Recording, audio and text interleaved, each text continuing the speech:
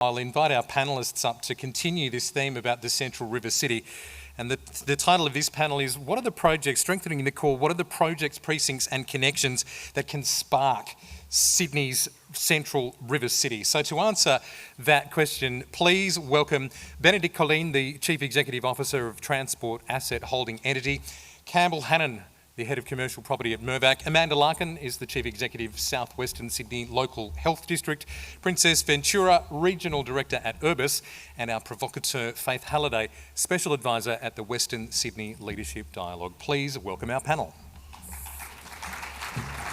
Let's do this. Okay, so just to briefly silence the murmurs before we start, the yellow pants were not coordinated. It was the best coincidence of the day and I am not mad about it. So now that that's done, let's get to the panel. So the growth problems, or let's call them opportunities in the Central City, and however we define the Central City, and hopefully Kirsten can help us with that, they're here and they're now. The Western Sydney has had a lot of strategic land use and economic planning by virtue of the city deal, but you can argue that the Central River City probably needs this more and more immediately. Peretay's new six-city vision and Minister for Cities is a new development in this space. It will force some tighter definition of who is in and who is out of the Central City, but without a city deal and dedicated authority, it'll be competing with the other cities for attention. Kind of like the Brady Bunch, you know, when 3 becomes 6 and it's just a big party. So the Premier said today that he wants ideas, so let's generate some. A question I'd like to ask you all, and to kick things off, is what should the new New South Wales Minister for Cities make as her, just putting it in there, her priority for the Central River City? Perhaps starting with you, Benedicte. Look, I'm going to echo Kirsten in relation to priorities, and I think housing and housing affordability should be the first priority. This is to support population growth, but also I was reading this week that we're going to reach the worst level of affordability in Sydney in the decade. And so Transport Asset Holding Entity, we are the custodians of a beautiful quality portfolio of rail infrastructure assets that include tracks, networks and systems, but also stations and, more importantly, land around stations. And so what we can do is to really unlock the value of this land across the station and support more supplies in terms of housing and affordability by setting ourselves targets. And if you allow me, I'll add another priority, which is really connectivity, which I'm sure we'll discuss about, but moving from 3 cities to 6 cities, what can we do to connect better the 3 cities? Princess. You stole my housing idea. So I'll pick another one since there's quite a number.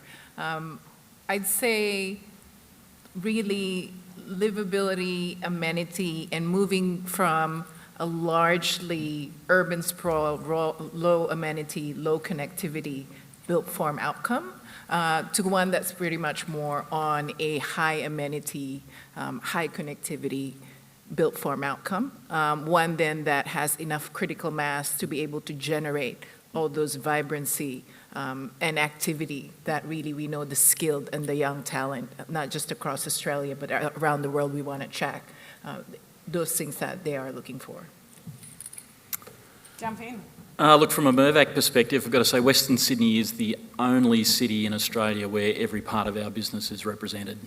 So we have capital invested in residential apartments, in master plan communities, build to rent, which is the emerging asset class. We have the first asset in Australia built right here in Sydney Olympic Park. We have investments in industrial, lots of investments in future industrial in the Western Sydney precinct. We've got shopping centres. Pretty much every part of our business is here, and we're here for a number of reasons. The first, and I guess it comes down to capital. Risk capital follows promises from government. Long-term passive core capital follows when things are funded and approved. And I think the thing that's really exciting about what we're seeing in Western Sydney is this infrastructure spend it's not talk, it's real. And with that, the hard, big capital of Australian institutions and global institutions is following it. So I think it'll always be around infrastructure and creation of community, and then all the things that make cities great, which we can speak about for hours. Amanda. So I think we've talked a lot this morning about a whole range of infrastructure and the impact of infrastructure on Western Sydney. But coming from health, and I'm sure all of you would not expect me to talk about, health without talking about what we've been through in New South Wales, but specifically here in Western and Southwestern Sydney over the last 5 to 6 months. That really what's absolutely at the heart of Western Sydney is its community. And what we saw over this time is the impact of the pandemic of COVID on the community, which was significant in the broadest context though, the broadest context in terms of social, economic, and at the real heart of how Western Sydney operates on a day-to-day basis. And so when you think about Western Sydney now, or southwestern Sydney, we think about health and healthcare delivery, and the investment by government has been absolutely significant, from Penrith right through Campbelltown, through Liverpool, through Parramatta, etc. It's enormous. But what we've also got to think about is that health is not only about care delivery, health is about jobs, it's about research, it's about engagement with industry in terms of that research work. And we need to think about health in the biggest context, not only in terms of care delivery, which we've experienced very much in the last 6 months, but it is really at the heart in relation to economic drivers for the future of Western Sydney. It's great to have, good healthcare. It's great to have important, service delivery in our back door, and that's what I think this community deserves, and especially in terms of what it's been through in the last 6 months. But we've got to look much bigger at what that platform provides for the community, which is much bigger in relation to, as I said, research and involvement with industry, and the engagement of industry to come out, establish and work in these communities, I think, is essential for its future. Thanks. So New South Wales new Minister for Cities, we've got amenity, health, housing and infrastructure, top priorities for the Central City, River City. If we're also talking about other selling points, and considering that Newcastle, the Central Coast and Illawarra are all going to be placed on the same strategic footing by the New South Wales Government, how does the Central City compete when it comes to lifestyle? Princess, this might be one for you in terms of what are the Central River City's selling points? Sure. This is an awkward mic. Anyway, so I think our biggest selling point, Campbell already talked about, the fact that the Central River City is a real magnet for investment. And when you're thinking about funds or talent, that's one of the things that's important to them. They're pursuing attractive, stable, and secure returns. So that's certainly something that we will always be bigger than the other three new cities that you talked about. In terms of when you think about adventure, experience, which is really the pool that kind of get the young and the talented to move across different cities. Certainly we're also a compelling location for that. We're multicultural, we've got beautiful food and diverse food. I don't know about you, but that's important to me. And there's some things that we still need to do, we still need to improve on in terms of amenity and lifestyle, of course. Yes, we've got beautiful natural environment, including the water, but in the morning, we talked about the fact that we should be able to swim in our rivers in the Central River City. Otherwise, why do we even bother having that in the name, right? So certainly something that we need to invest in. Sue Ellen spoke in the morning about connectivity, all these beautiful parks that we have across Sydney. How do we connect them? How do we connect the blue-green grid better? Housing diversity and affordability is the other one that we can't sell really right now. That's something that we really need to invest in and to improve on. The last thing I was going to speak of is something that we need to improve on, whether it's perceived or real, is personal safety and security is also something that's important to people. And there is still a legacy and a reputation of the city not being as safe as some of those other cities that have been added to now the metropolitan city of 6. Amanda, you opened with health, so let's jump back onto that. So moving to health, education and research and the role that these precincts play in strengthening the cities, what has your experience been like in Liverpool and Campbelltown under the Western Sydney City deal? And are there any tangible benefits or lessons learned that we can take from that to the Bankstown project? I think, thanks for that. I think there has been a lot of lessons learned about the connectivity between health, education, research and industry, and that health and education have had a lot of engagement for many years from a training and development perspective, but there really is a need to much carefully consider the role of industry. And health has got a particular way of doing business. So we do a lot of upfront research, we do clinical trials, all of that. But what we really need to do, and we've learned it from our overseas, a number of overseas groups that we've looked at, is about the engagement of industry much earlier on in the process, rather than we do clinical trials and after 5 or 10 years then we involve industry. And I think we've talked a lot about this morning about industry engagement in the West and how that actually needs to work. So there's not only about the land and the taxes and all of those things, but how do we actually identify, real opportunities for research that's going to invest. So when I look at what's occurred for Liverpool and Campbelltown, there is some really good planning and thinking about growing that. But when we look at Bankstown's investment, everyone just needs to be aware, is one of the biggest one-off investments from government around a hospital, 1.3 billion. This is significant and transformational for that community. And transformational in the sense of not only from a building point of view, but what we intend to do, there is to bring very much university, I trust TAFE, health, and also obviously industry, to really do some absolute place shaping and precinct development there. But the role, I think, is around bringing industry early on, not as a second partner, down the line. Yeah, love that. Thanks, Amanda. Benedicte, what role can Tahi play in making more productive use of its land assets on top of or adjacent to rail networks and stations, and other opportunities to use these rail assets smarter without impacting their operations? Sure. First of all, Tahi, we are a strategic asset owner, so we are not an operator, and our really value and vision is to unlock the potential of the assets that we own to accelerate precinct, develop sustainable revenues that we can reinvest in the networks.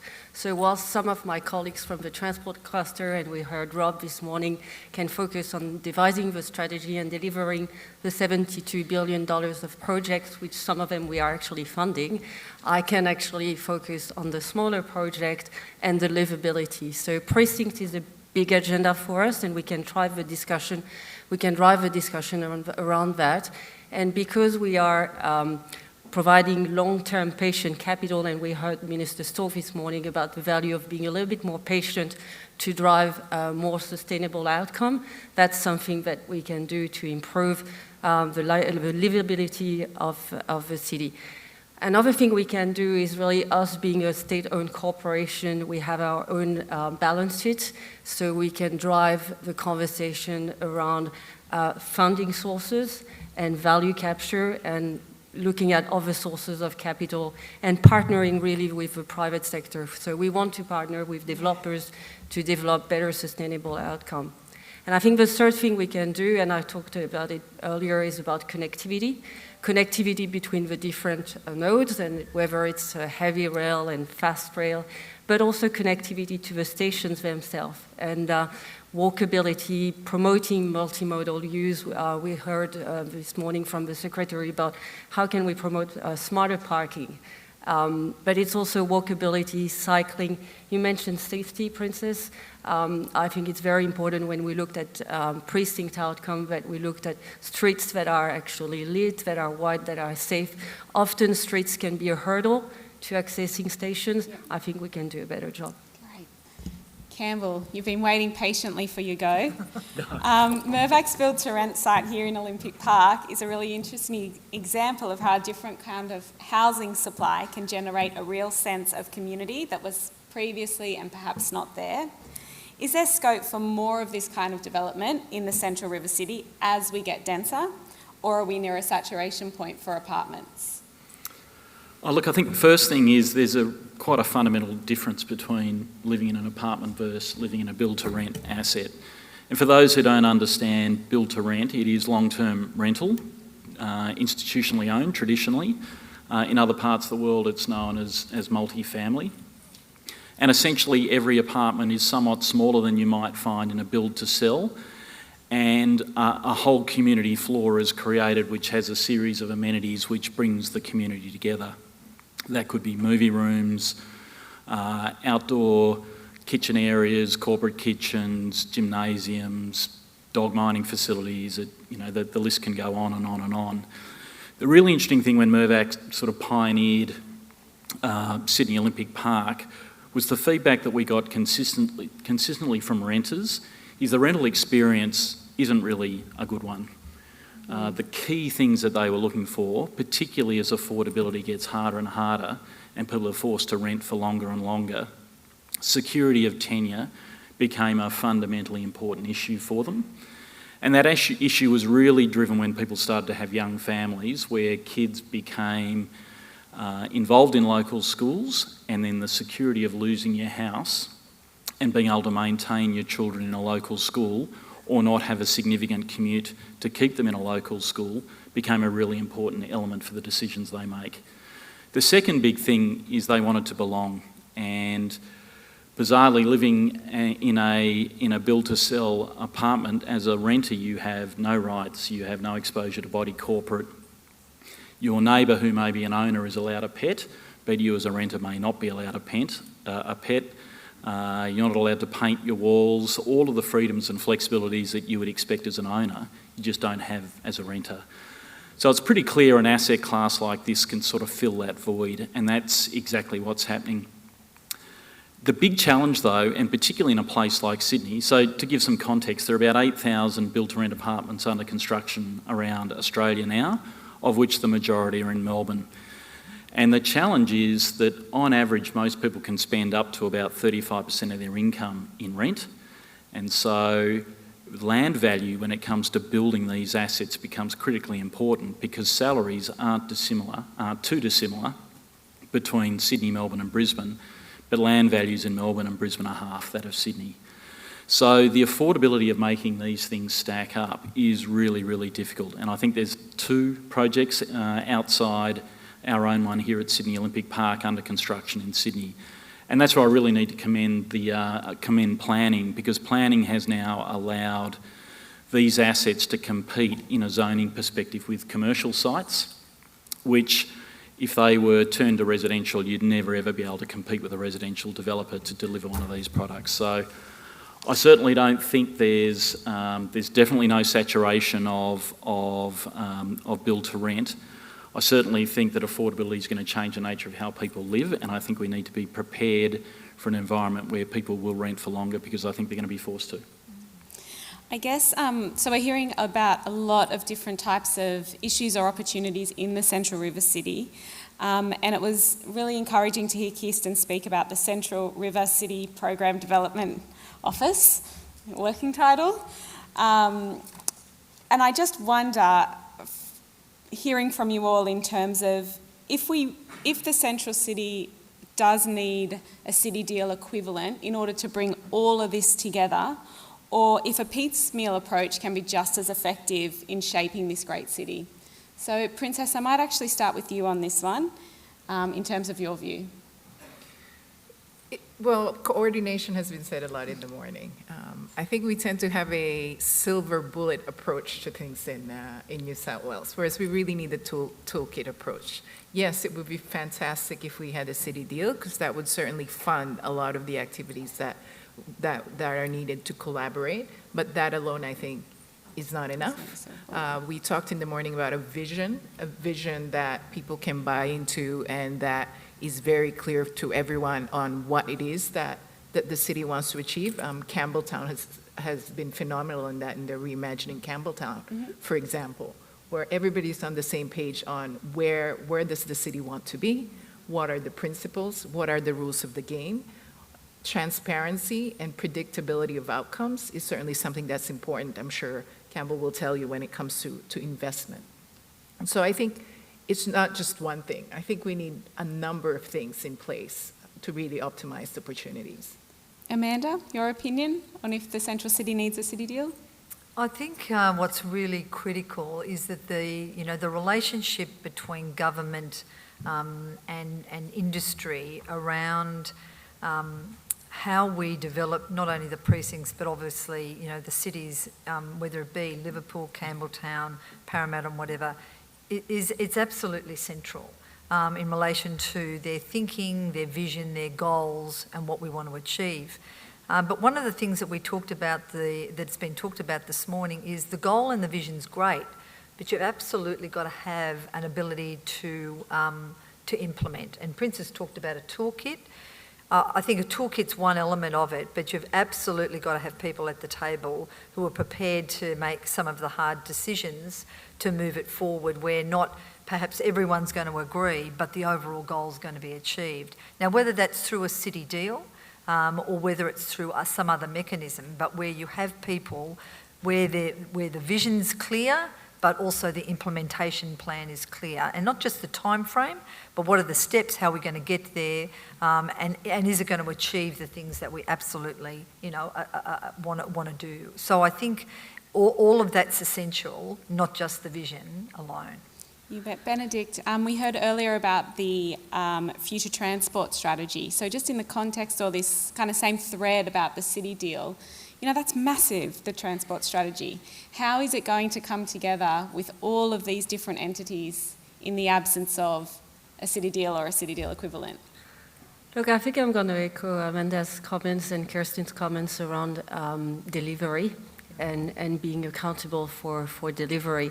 I think we heard this morning there is no lack of goodwill and there is quite a momentum in terms of investment. But I think we need some, whether it's a city deal or collaboration framework, some form of framework where we bring everyone together and a sense of accountability towards the community. Some of us, when you walk in Parramatta, it's still very much a construction site. So we need to engage with the community in terms of being quite clear on what's the end game and the outcome. So for me, really, and that comes with transport, we're delivering all these big transport projects. The light rail is clearly one. And so not losing momentum with the community, I think is key. It's kind of related to collaboration and coming together, Campbell, but a question that we actually received earlier is that we've seen some kind of ugly consequences from the last decade of high-rise apartment development, with some pretty high-profile cases of building defects in the central river city. I'm just putting out there, it's not a Mirvac thing, just to cover my bases. We know that density is an absolutely necessary part of growing a modern and sustainable city, but how can government and developers overcome this bad press, get the community back on board with some of these really important urban renewal projects? Yeah, look, that's a great question because developing by nature, there are lots of different styles of developer. Some are very focused on legacy, and Mirvac certainly legacy is a critical element of how we think about what we do. Ultimately, it still comes down to community curation, and I think one of the things that gets challenged a lot with planning outcomes is they become planning outcomes based on individual sites. They don't become planning outcomes on the basis of a community or creating a community. And I think one of the things that becomes critically important, and you can see it in lots of parts of different cities, where the curation of experience that happens as a result doesn't work because you often have too much ground floor retail or not enough services, too many coffee shops, not enough sort of that of what I'd call real community engagement. And I think particularly when Minister Stokes today for the first time is starting to talk about this new concept of precinct-wide planning outcomes, I think that's a really fascinating opportunity to ensure that we don't create the ghettos of tomorrow as we develop out and go down that density route. Okay, look, I think we're out of time. I'm just looking at my timer. So thank you to the panellists for giving your time. It's an honour to be here with you. Please join me in thanking them.